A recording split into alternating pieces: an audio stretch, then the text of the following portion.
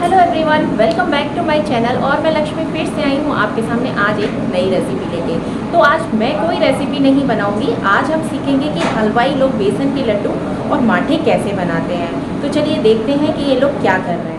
So guys देखिए, यहाँ पे ये हलवाइयों ने बूंदी के लड्डू बनाए हैं। ये बेसन के लड्डू मेरे गलती से थोड़ा सा मेरे मुंह से निकल गया क्योंकि दिमाग बिल्कुल काम नहीं कर रहा था। इतनी ज़्यादा एक्सट्रीम गर्मी थी कि बहुत ज़्यादा परेशान हो गए थे। और ऊपर से ये जो साइड में आग जल रही थी, भट्टी जल रही थी, उससे भी बहुत ज़्यादा हीट आ रही थी। तो लेकिन हलवाई ये लड्डू बना रहे थे बूंदी के, तो मैंने सोचा कुछ टिप्स एंड ट्रिक्स इनसे मैंने पूछी थी, तो सोचा आप सब लोगों के साथ शेयर करूं और आप सब लोगों को बताऊं कि ये हलवाई जो बूंदी के लड्डू हैं वो कैसे बनाते हैं। तो देखिए दोस्तों, यहाँ पे ये प्रोसेस शुरू हो गया है। मैं थोड़ा सा लेट हो गई थी, लेकिन कोई नहीं, ये सारी चीज़ें मैं सब आप लोगों को एक्सप्लेन करूँगी क्योंकि ये सारी चीज़ें मैंने हलवाई से पूछ ली थी कि उन्होंने क्या किया क्या नहीं किया। तो देखिए दोस्तों, आप देख सकते हैं कि यहाँ पे इन्होंने 5 केजी बेसन लिया है और एक पतला सा घोल इसका बना लिया है। आप इसकी कंसिस्टेंसी देख सकते हैं। और एक झारा लिया है जिससे हम ये बूंदी बनाएंगे।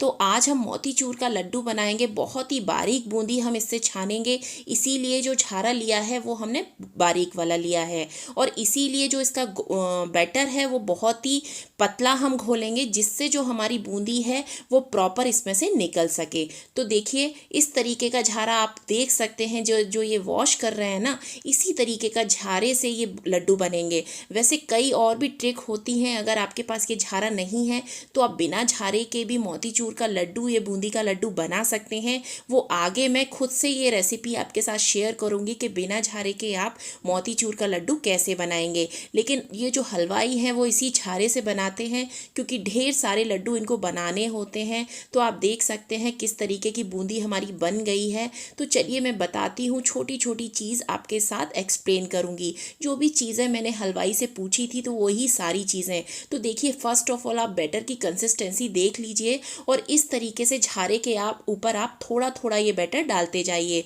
और इसको इस तरीके से झटकते जाइए। इनकी बड़ी कढ़ाई है तो कढ़ाई पे आप इस झारे को मार सकते हैं और इस तरीके से ये बूंदी नीचे से आप देख सकते हैं निकलती जाएगी। और आपको अपनी गैस की फ्लेम को फुल रखना है। जब आप ये बूंदी इस तरीके से झारेंगे तो आपकी जो फ्लेम है वो फुल होनी चाहिए, जिससे जो बूंदी है वो आपस में नहीं चिपके। अगर आपकी फ्लेम लो रहेगी तो ये बूंदी का जो बैटर है वो आपस में चिपक जाएगा और अलग अलग बूंदी आपकी नहीं बनेगी। तो ये बहुत इंपॉर्टेंट टिप है जिसका आपको ध्यान रखना है। ये मैंने हलवाई से पूछी थी कि जब भी बूंदी बनाए तब आपकी फ्लेम फुल होनी चाहिए, ऑयल अच्छे से गर्म होना चाहिए और थोड़ा थोड़ा बैटर डालते जाइए और इस तरीके से इसको प्रेशर से झटकते जाइए। और देखिए, जैसे ही आपका ये बैटर ख़त्म हो जाए फटाफट से आप ये बूंदी निकाल लीजिए और अपनी गैस की फ्लेम को मीडियम कर दीजिए, लो टू मीडियम कर सकते हैं। फिर आपको हाई करने की ज़रूरत नहीं है। सिर्फ हाई आप तभी करेंगे जब आप बूंदी इसमें डालेंगे। और देखिए, आप इसको चेक कर सकते हैं। एक बूंदी लेके आप इसको ऐसे रब करिए तो ये थोड़ी सी क्रिस्पी हो जाएगी और अच्छे से ये टूट जाएगी। तो आप समझ जाइए कि जो आपकी बूंदी है वो प्रॉपर सिक गई है। तो देखिए, सारी छोटी छोटी चीज़ें मैंने पूछी थी। उन्होंने बोला था कि जब आप बूंदी को डालें तब गैस की फ्लेम को फुल कर दीजिए और उसके बाद अपनी फ्लेम को मीडियम कर दीजिए, वरना ये जो बूंदी है वो ज़्यादा सिक सकती है या जल भी सकती है। और जो बेसन आपको लेना है वो बारीक वाला बेसन लेना है, क्योंकि इसमें जो होल्स होते हैं ना बहुत ही छोटे होते हैं। अगर आप मोटा बेसन लेंगे तो अच्छे से बूंदी का बैटर इसमें से नहीं निकलेगा।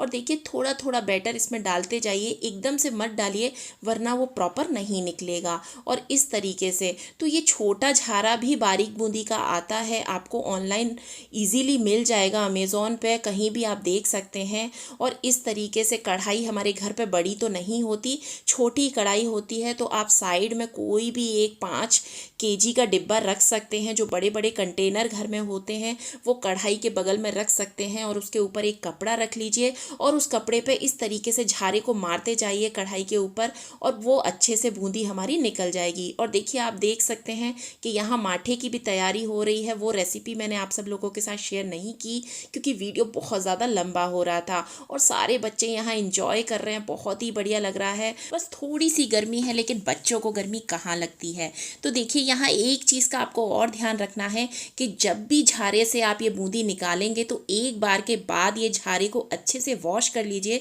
उसके बाद ही आप दोबारा इससे बूंदी झाड़ लीजिए, क्योंकि अगर वो गंदा रहेगा तो बूंदी प्रॉपर उसमें से नहीं निकलेगी। तो इस बात का आप ध्यान रखिए कि बूंदी एक बार बनाने के बाद फिर से उसको वॉश कर लीजिए और दोबारा फिर से उसमें बैटर डाल के बूंदी बना लीजिए। अब देखिए बूंदी वो बना रहे हैं, यहाँ पे हम शुगर सिरप की तैयारी कर लेते हैं। तो ये जो हलवाई लोग होते हैं वो सारी चीज़ें मेज़रमेंट से ही करते हैं, सारी चीज़ें तौलते हैं उसके बाद, क्योंकि बहुत ढेर सारी क्वांटिटी में इनको बनाना होता है।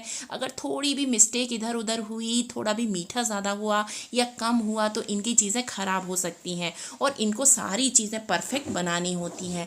तो देखिए यहाँ पे ये इस जो हमारी चीनी है इसको तौल रहे हैं, तो इनसे मैंने पूछा था कि क्या इनका रेशियो होना चाहिए, तो इन्होंने बताया था कि हमारा 5 केजी बेसन है तो डबल इससे आप शुगर लीजिए। मतलब अगर 5 केजी आप बेसन का यूज़ कर रहे हैं बूंदी बनाने के लिए तो आपको 10 केजी शुगर चाहिए। तो आप अगर घर पे भी बनाते हैं तो आप यही रेशियो को फॉलो करें। अगर आपका 1 कप बेसन है तो आप 2 कप शुगर का यूज़ कर सकते हैं। तो देखिए यहाँ पे मैंने ये बार बार इनसे पूछ पूछ के इनको परेशान कर लिया था, क्योंकि सारी छोटी छोटी चीज़ें मुझे एक्सप्लेन करनी थी आप सब लोगों को और मुझे भी सीखना था। क्योंकि क्या होता है ना, ये वीडियो बनाने के चक्कर में, वैसे तो मुझे कुकिंग का बहुत ज़्यादा शौक है, लेकिन फिर भी जब से ये वीडियो बनाना और ये सारी रेसिपी बनाना शुरू की है तो मेरे दिमाग में ऑल टाइम यही चलता रहता है। कोई भी चीज़ अगर बनाता है तो मुझे लगता है कि मैं इससे भी ये चीज़ें सीख लूँ, क्योंकि कोई भी इंसान परफेक्ट नहीं होता, कोई ना कोई किसी से सीखता ही है। तो मैं भी बहुत सारी चीज़ें सीखने की कोशिश करती हूँ, कुछ भी मुझे नया लगता है तो मैं वहाँ पे खड़ी रहती हूँ और उसको सीखती हूँ। तो देखिए यहाँ पे ये जो बूंदी है वो पूरी बन गई है और जो शुगर इन्होंने अच्छे से मेज़रमेंट करके ये 10 केजी शुगर हमारी ले ली है और इसमें ये पानी डाला है। आप देख सकते हैं इन्होंने जो पानी डाला है वो इतना डाला है कि शुगर हमारी पूरी भीग जाए और थोड़ा सा शुगर के ऊपर हमारी पानी आ जाए। तो बस यही मेज़रमेंट आपको ध्यान रखना है कि बस शुगर हमारी भीग जाए और थोड़ा सा पानी उसके ऊपर रहे, बहुत ज़्यादा नहीं, थोड़ा सा। तो इस तरीके से आप देख सकते हैं, इसको अच्छे से चलाते जाइए वरना जो शुगर है वो नीचे जम जाएगी और नीचे से आप अपने गैस की फ्लेम को फुल कर सकते हैं। अब यहाँ पे देखिए ये जो चाशनी है कितनी गंदी दिख रही है। आप देख सकते हैं जब शुगर हमारी बहुत ज़्यादा क्वांटिटी में आती है तो थोड़ी सी गंदगी उसमें रहती है, तो उसको हमें क्लीन करना पड़ता है। घर में भी हम ये प्रोसेस करते हैं। तो यहाँ पे देखिए ये हाफ जो गिलास दूध है उसमें 1 गिलास पानी मिला के इन्होंने थोड़ा थोड़ा इसमें डाल दिया था। उसके बाद ये जो थोड़ी देर बाद 2 मिनट के बाद ये पूरा दूध और पानी ऊपर आ गया था गंदगी के रूप में, आप देख सकते हैं। फिर इन्होंने थोड़ा सा 2 मिनट के बाद पानी डाला इस तरीके से छींटे, तो समझ में आ गया कि सारी गंदगी ऊपर आ गई है और नीचे चाशनी हमारी क्लीन हो गई है। तो ये प्रोसेस हम घर में भी करते हैं। जब हमारा जो शुगर है वो थोड़ी सी अगर हमें गंदी दिखती है चाशनी बनाते वक्त, तो जब घर में थोड़ी सी क्वांटिटी में हम बनाते हैं हाफ केजी शुगर में, तो वहाँ पे हम 1 या 2 चम्मच दूध का इस्तेमाल करते हैं। लेकिन यहाँ पे बहुत ज़्यादा क्वांटिटी में ये सिरप जो बनाई है, इसीलिए यहाँ पे इन्होंने हाफ ग्लास दूध में 1 गिलास पानी मिला के डाला था। उसके बाद 2 मिनट के बाद ये सारी गंदगी जो है ऊपर अपने आप आ जाएगी। तो ये आप प्रोसेस फॉलो कर सकते हैं जब भी आपको अपनी चाशनी को क्लीन करना हो। तो ये हलवाई लोग करते हैं और घर में ज़रूरत नहीं पड़ती, क्योंकि हम पैकेट्स में शुगर खरीदते हैं, वो इतनी ज़्यादा गंदी नहीं होती। तो ये जो पार्ट था वो मिस हो गया था, मैं थोड़ा सा पानी पीने अंदर चली गई थी, तब तक इन्होंने जो दूध था वो डाल दिया था। तो देखिए इसमें अच्छे से बॉयल आ गया है और अच्छे से क्लीन हो गई है। यहाँ पे अब डाला है इन्होंने फूड कलर। जी हाँ, यहाँ पे ये ऑरेंज फूड कलर का यूज़ किया है और यहाँ पे थोड़ा सा फूड कलर, जैसे यहाँ अगर इतनी ज़्यादा क्वांटिटी है तो इन्होंने 1 चम्मच फूड कलर इसमें डाला है। 1 चम्मच से थोड़ा बहुत कम था वो डाला है। घर में जब हम थोड़ी सी चाशनी बनाते हैं तो चुटकी भर फूड कलर हम इसमें डाल देंगे, वो सफिशिएंट हो जाती है। तो बस देखिए ये अच्छे से उबल गई है। चाशनी को हमें कोई भी 1 या 2 तार की नहीं बनानी है, बल हल्की सी चिपचिपी चाशनी बनानी है। यही इन्होंने बताया था कि शुगर सिरप को थोड़ा सा चिपचिपा रखना है, बहुत ज़्यादा थिक नहीं करना वरना ये जम जाएगा। और देखिए जब शुगर सिरप बन गई तो ये सारी बूंदी इसमें हमने डाल दी है और अभी हमें अपनी गैस की फ्लेम को बंद नहीं करना है। इसको भी हमें 4 से 5 मिनट तक पकाना है गैस पर, जिससे ये जो चाशनी है बूंदी के अंदर अच्छे से चली जाए और ये सारी बूंदी इस चाशनी को अच्छे से एब्जॉर्ब कर ले और बढ़िया फूल जाए। तो देखिए बहुत ज़्यादा गर्म है और गैस की फ्लेम भी ऑन है और ये देखिए किस तरीके से इसको मिला रहे हैं। मेरा थोड़ा सा गला बैठा हुआ है क्योंकि बहुत ज़्यादा गर्मी थी, तो ठंडा पानी पीने की वजह से थोड़ी सी आवाज़ मेरी बैठ गई है। कोई बात नहीं, लेकिन सारी चीज़ें मैं आपको बताऊंगी।